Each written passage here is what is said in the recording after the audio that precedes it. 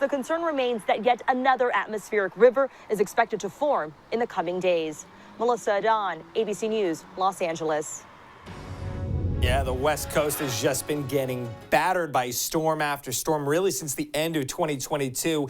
And it has been a pretty active pattern in that you've seen a lot of these storms traverse the U.S. and impact us here in the Northeast.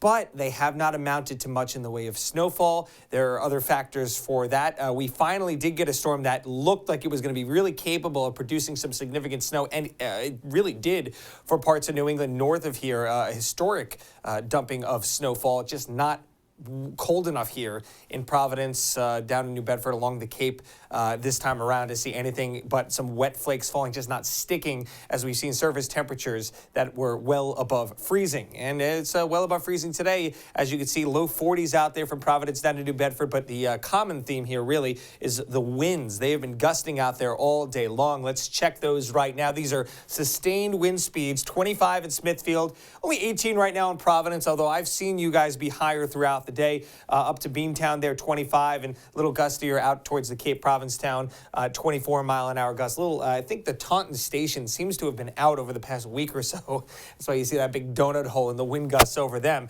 The gusts more impressive right now, 36 in Providence over at TF Green, 38 Boston, down to New Bedford, 31 there. Actually, believe it or not, seeing the higher gusts further inland, 35 Smithfield, up to Worcester, 37. A little bit lower towards the coast, only in the 25 to 30 range there. You can see some rain and snow showers still offshore. That's our storm system. The clouds have been filtering down all day, but have allowed for some breaks of sunshine.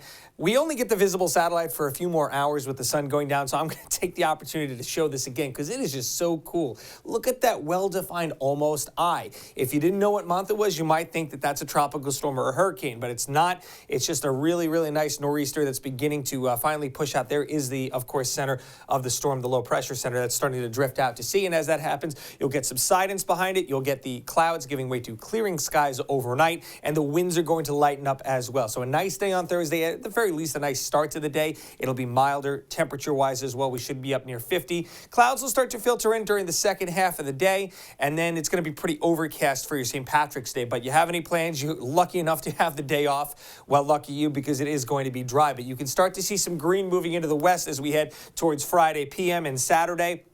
I think other than a shower or two, maybe late Friday and overnight, doesn't look like a whole ton of rain. The storm does try to intensify just offshore. You can see some heavier rain returns here on Futurecast by Saturday at 7:30. You go farther to the north and west, it's actually clear. A nice sunny start in Hartford up towards the Berkshires, Pittsfield, Mass. Right on the cusp of that, so we have to monitor this closely. If that rain were to back up a little bit, could make for a soggy St. Patrick's Day parade. But as of right now, I think we're going to be okay. Maybe have the poncho nearby just to be sure. And stay with us for the rest of the week, and we're going to keep you posted on that. Again, I'm not thinking it's looking too bad. Even if we do get that precipitation, probably on the lighter side. It's a warm day, relatively speaking, for this time of year, 52. Winds out of the west at 10 to 15. We'll hope for that. Now, speaking of rain, we had so much rain with this nor'easter. Even though we didn't get the snow, we got a lot of rain leading up to that changeover last night, and that did cause a lot of river flooding, and we do still have a flood warning for the Taunton River near Bridgewater in effect until further notice. All right, your temperature tonight in the capital city, 30 degrees. Skies will begin to clear.